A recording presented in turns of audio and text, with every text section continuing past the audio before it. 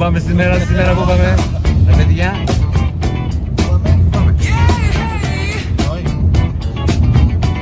Εννοεί και να περάσουμε ωραία. Τριπλέτα.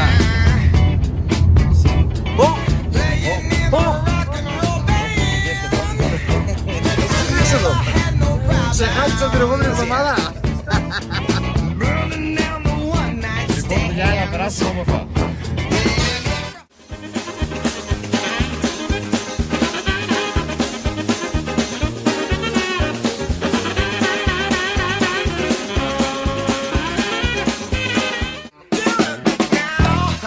Νίκο, τελειώσαμε τον ήχο. Δεν ξέρω.